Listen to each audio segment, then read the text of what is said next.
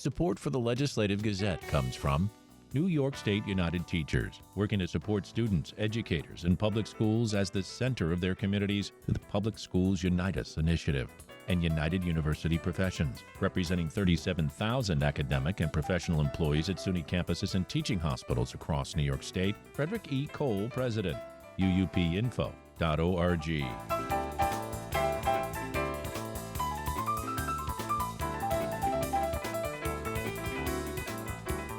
In just a few months, many lower and middle-income families could start paying a lot more for insurance. That's because federal health care subsidies are set to expire at the end of this year. The Republican-controlled Congress says it doesn't plan to extend them. It's become a focal point in the current government shutdown fight, with Democrats insisting the subsidies be extended before they'll vote for a funding extension. Amy Feiereisel from the New York Public News Network reports on what the loss of subsidies would mean for New Yorkers. Many people have never heard of the Affordable Care Act subsidies, even if they use them. They were originally created as part of Obamacare in 2012. They helped people pay for insurance who made too much to qualify for Medicaid, but made less than 4 times the federal poverty level. That means individuals making up to $60,000 each year. Health insurance for that person can cost around $12,000 a year. $12,000 out of $60,000 is impossible, especially in a country in which 40% of the people do not have $500 to meet an emergency car or medical expense. That's Chris Hoy, a recently retired physician who's lived and worked in northern New York for over 3 decades. His last job was with the Hudson Headwaters Health Network Clinic in Queensbury. The tax credits became the way of allowing people to afford health care. Especially small business owners, their employees, and people who work multiple jobs. Then the subsidies really ramped up when they were expanded in 2021 under the American Rescue Plan. That got another 12 million Americans on health insurance. And Hoy says it helped get New York's uninsured rate down to a staggeringly low 5%. Finally arriving at something that essentially is universal health care for people in New York State. But here's the thing. Most people don't know they're getting an Affordable Care Act subsidy. And that's because they're not labeled as such, says Hoy. When you search for insurance through the New York marketplace, you put in information like where you live and your income, and it gives you choices, none of which have a big red sign saying Medicaid. The vast majority of people do not know that the marketplace is Medicaid. They don't know that the essential plan is Medicaid. But that's exactly what Republicans see as the problem, that Medicaid has gotten too big. They say it needs to revert back to its original mission of providing insurance for only the very poor and the disabled.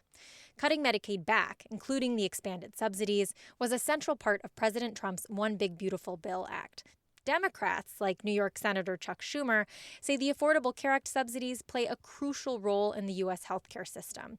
Without them, he says care will be inaccessible to many lower and middle-income families. And if you don't extend the Obamacare tax credits, people's premiums are going to go up $400, $500 a month, and they're going to start learning about that when they get the notices in October. The New York State Department of Health says the subsidies support almost 2 million New Yorkers through marketplace plans and the state essential plan. If they expire, it estimates that average premiums statewide will rise by nearly 40%. That looks like a couple paying about $250 more per month for their insurance. Which is $3,000 annually. That's a big chunk. Duncan Ryan Mann is an economics professor at SUNY Empire. He's been studying and teaching healthcare policy for over 40 years. He says the impacts of those raised premiums will be people giving up their insurance. People have to pay a higher price for health insurance, and that's going to discourage people from buying it. Especially younger, healthier people willing to risk it. Ryan Mann says that leads to something called adverse selection. People that are less likely to need the insurance coverage will tend to opt out versus those people that need the insurance coverage will keep it. So on average, the cost to those insurers is going to go up. Insurers then pass that cost on in the form of even higher monthly payments for everyone else. Chris Hoy, the former Queensbury physician, is now a member of the Healthcare Coalition for the North Country. That group formed this spring with a mission of preserving Medicaid in the region, where a third of the population depends on it. Hoy says as people lose their subsidies, and some then drop their insurance, that will stress local hospitals because uninsured people don't seek primary or preventative health care.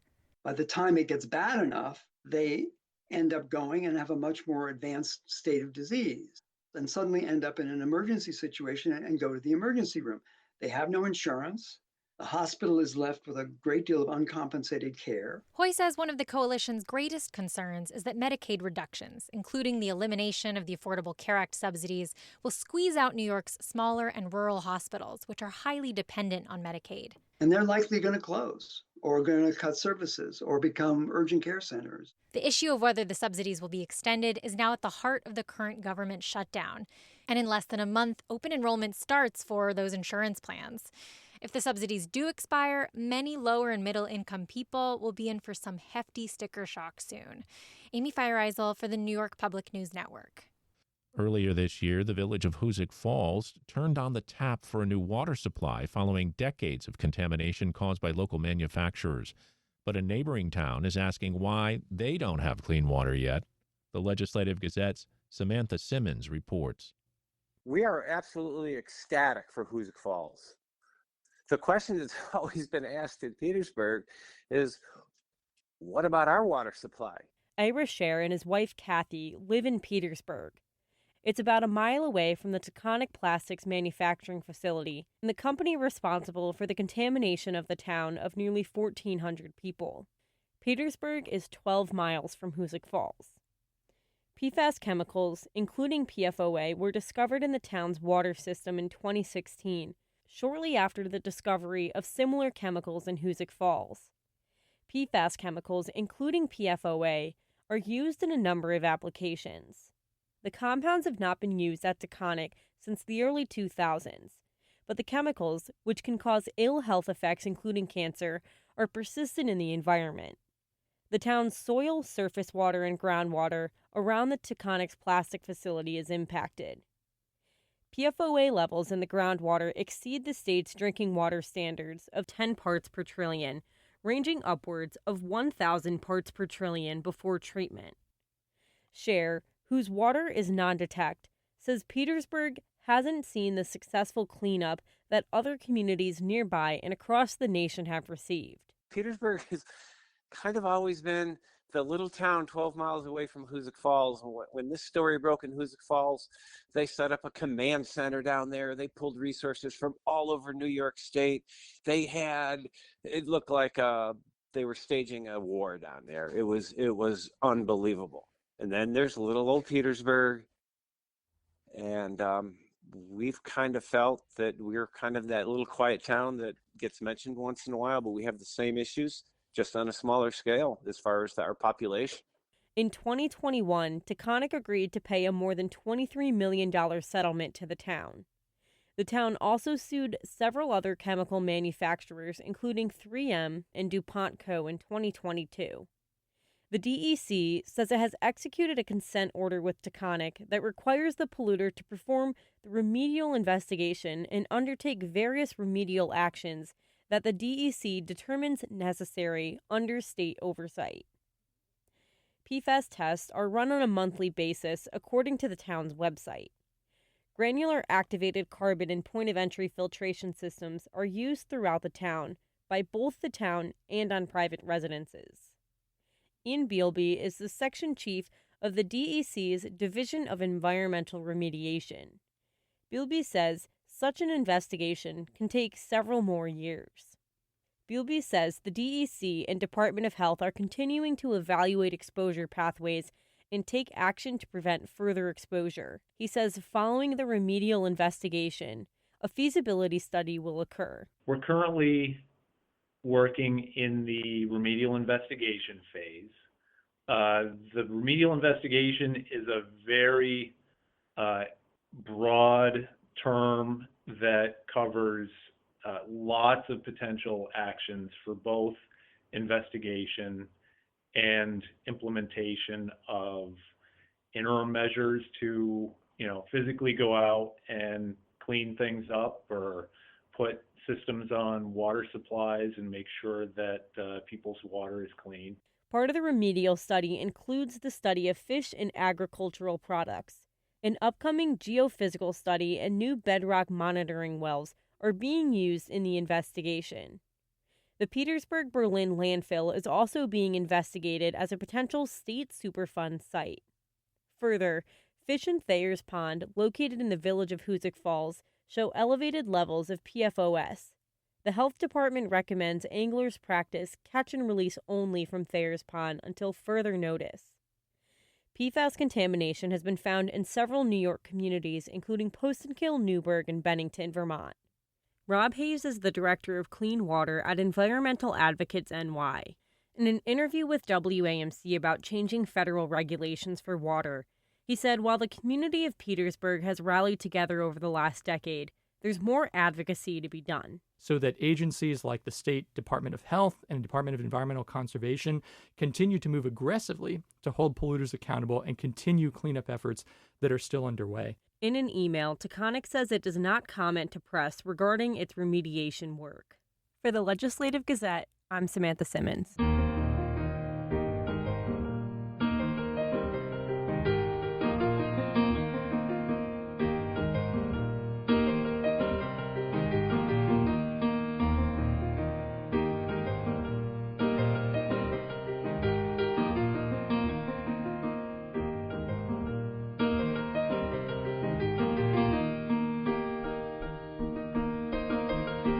You are listening to the Legislative Gazette, a program about New York State government and politics. I'm David Gustina. This week I sat down with Saru Jayaraman, president of One Fair Wage. We talked about their campaign in New York to pass legislation that would fairly compensate tipped workers. This bill is to get restaurant workers to a full minimum wage with tips on top.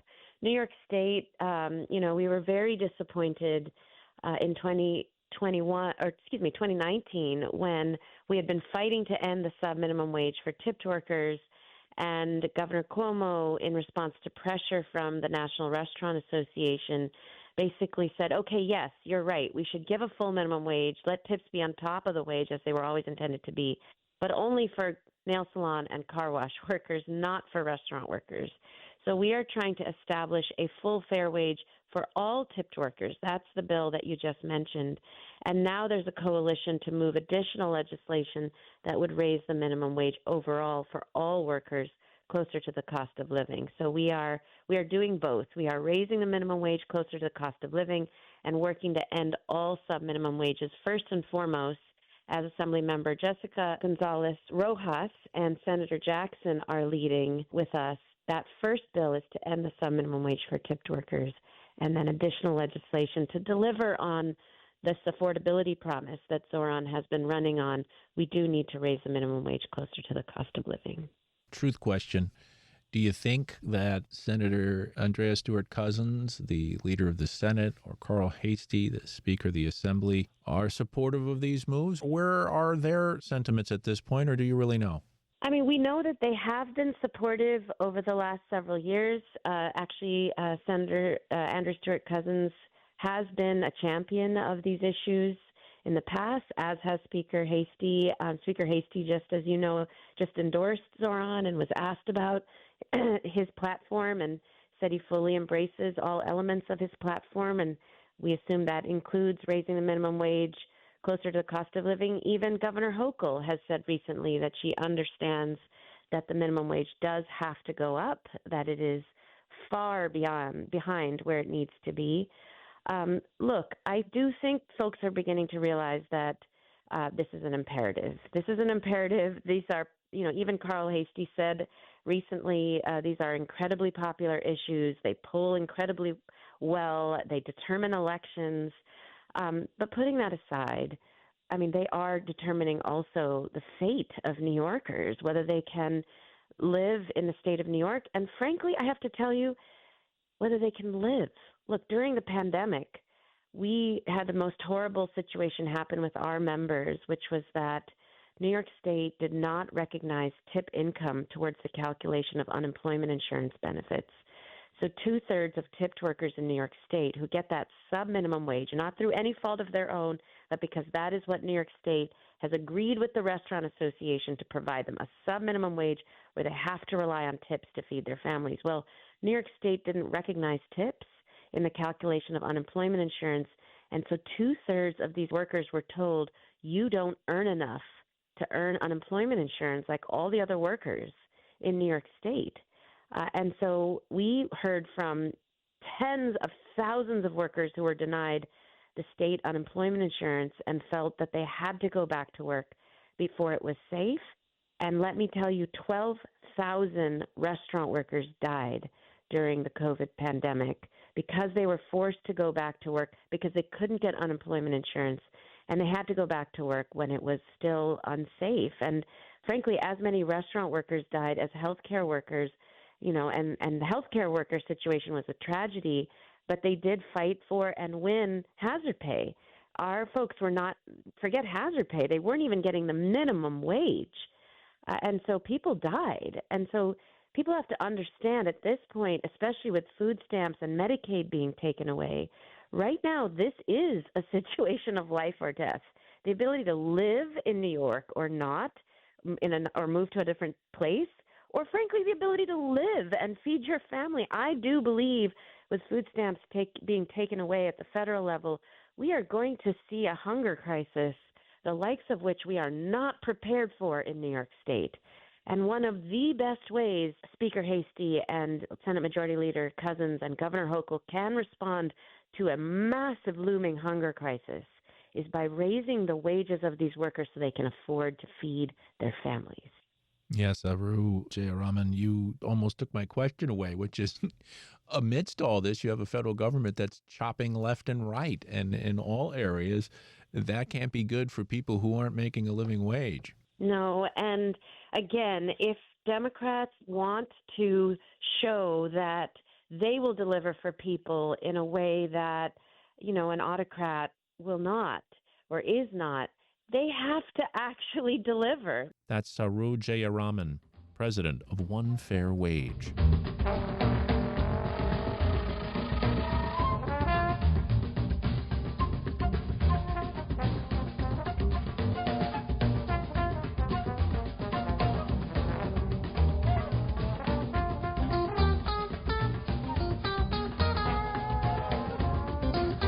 You are listening to the Legislative Gazette, a program about New York State government and politics. I'm David Gustina. New data from the National Park Service shows a growing impact on local economies as park tourism continues to increase since the pandemic. The Legislative Gazette's Aaron Shella-Levine breaks down the numbers. In 2024, national parks across the country were visited by more than 330 million individuals who spent an estimated $29 billion in local gateway economies. According to NPS, that spending helped support 340,000 jobs, generated $18.8 billion in labor income, as well as $56.3 billion in economic output into the national economy. In New York, which has 24 NPS-managed sites, the economic impact generated by park visitors was roughly $877 million, with more than half of that being spent on lodging and restaurants. Paul Steely-White is Parks and Trails New York's executive director. All those visitors, all that spending now means that our state park system is as economically impactful as our state's agricultural sector. So that really came as shockingly good news to all of us, just to know that our state park system is now in the big leagues, in a sense, right? With, dairy and apples, and, New York's ag sector is legendary throughout the country, and to know that our 250 state parks and historic sites are now on that same level was just really shocking and welcome news. In 2021, New York's agricultural sector generated $3.3 billion, according to the United States Bureau of Economic Analysis. A study by the Political Economic Research Institute found that $1 million invested into parks resulted in a return of $10 million in sales, $4 million in labor income, and $7 million in state GDP. So these are maintenance, capital investments, capital improvements, all the money that goes towards making these parks and historic sites welcoming and comfortable for folks. Everything from parking lots to restrooms to trails, right? And so those dollars, a 10-to-1 return on investment. So really just showing that the tax money that's going into the system, people could argue that the system is priceless, right? Just given all the mental health and physical health and quality of life benefits. At Saratoga National Historical Park, a $6 million project funded by the Great American Outdoors Act was completed last spring. It upgraded exhibits, signage, and trailheads along the park's 10-mile-long Battlefield Tour Road. It comes as the region prepares for the 250th anniversary of the American Revolution. Program Manager for Interpretation and Visitor Experience at Saratoga National Historical Park, Garrett Clower, says while the park exists to preserve the area's history, those stories draw people, and people, of course, when they come here, they bring money. So yeah, we're really excited to be able to contribute to the local economy, and we're happy that our visitors are able to bring so many benefits to the area, as they're coming here to learn and recreate and everything. They're spending often spending the weekend or spending the night, and they're buying food and gas and groceries and all that type of stuff. According to the NPS data, more than 116,000 visitors to Saratoga National Historical Park spent $8.2 million in surrounding communities. Todd Shimkus is the president of the Saratoga County Chamber of Commerce. Yeah, when you think of our motto, health, history, horses, right? I think we've understood for a long time that history plays a significant role in boosting our local economy, and certainly the national park being here. And especially the county deserves a ton of credit. They are the 250th anniversary celebration, the committee that's working on that. They recognize that this is an opportunity for us to really market this park and our history to the world, to hopefully attract even more people, because the folks that travel for history also tend to spend money. For the Legislative Gazette, I'm Aaron Shello-Levine. Healthier meatballs may soon be on the menu, and you can thank New York State apple trees for that. The Legislative Gazette's Dave Lucas explains. Cornell researchers have come up with a recipe for meatballs that includes up to 20% apple scraps, also known as pomace, without affecting taste. Elad Taco, associate professor of food science in the College of Agriculture and Life Sciences at Cornell University, and Taco Lab first-year PhD student Peter Gracie, focused on incorporating apple pomace into beef meatballs to reduce meat consumption and improve nutritional value. Gracie says New York State produces 600,000 metric tons of apples annually, and 25% of the fruit is left over after being processed for products like juice and cider. I went to a local cidery here in upstate New York, and they showed us the process of how they press the apples and get as much of the juice out of the fruit as possible. One of the challenges we found was that it was difficult for the pomace to be food grade. So we decided to use the Agritech campus up in Geneva, New York, to create our own apple pomace. And then we freeze-dried that pomace, ground it down to a fine powder to have it as an ingredient, food grade, and be able to go directly into the meatballs. Gracie read studies of other researchers' experiments involving use of grape pomace in meat products and thought perhaps apple pomace could serve as a healthy, eco-friendly meat additive. Red meat has no fiber to speak of, but we have this ingredient that has up to 40% dietary fiber in it. There has been research that's shown that the Western diet has a distinct lack of fiber in it. So if we can merge a product that is well known, a medium like beef meatballs, with a high fiber product like apple pomace, not only does it support a waste upcycle stream, but it also can have those fiber health benefits. From a climate perspective, researchers agree keeping pomace out of landfills curbs methane emissions and reduces the environmental footprint of juice and cider production. But how does it taste? More than 100 people were recruited to sample two versions of 80% lean ground beef meatballs, one containing 10% pomace, the other 20%. Even with a small amount of internal color change to the meatballs, no one noticed any difference.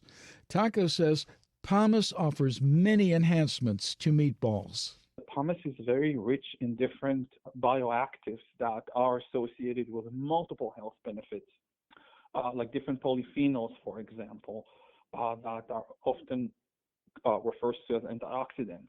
The other thing is that it also slows down degradation of the product. So, for example, in many meat products, we add different stabilizers that's supposed to extend their shelf life. In this case, we're using something that is natural, that basically slows down this process. With the price of beef soaring, Taco says apples in your meatballs could lower your grocery bill. Prices are already expensive, and it's not going to slow down. So absolutely, by using an upcycled material that currently it's mostly waste. Some of the pumices may be used for animal feed, maybe used for like compost. Absolutely, if you're going to replace 20% of the meat with pumice, and you're still going to like it. So not only you're gaining the additional nutritional benefits, but also, and potentially, this product is going to be cheaper. How long before the pumised meatballs appear on your table? Gracie and Taco say the challenge right now is to create the supply chain. Although New York processes tons of apple waste, the pumice currently available is not food grade, so tweaks would have to be made at processing facilities to make pumice ready to use in a human food product. But for now, Cornell researchers have planted the seed. For the Legislative Gazette, I'm Dave Lucas.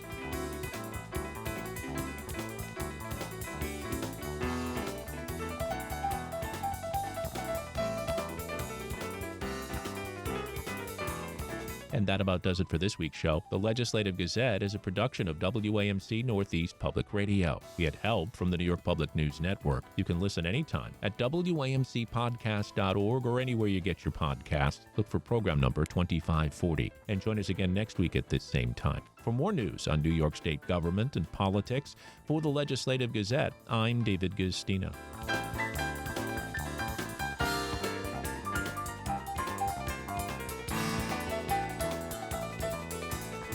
Support for the Legislative Gazette comes from United University Professions, representing 37,000 academic and professional employees at SUNY campuses and teaching hospitals across New York State. Frederick E. Cole, President. UUPinfo.org.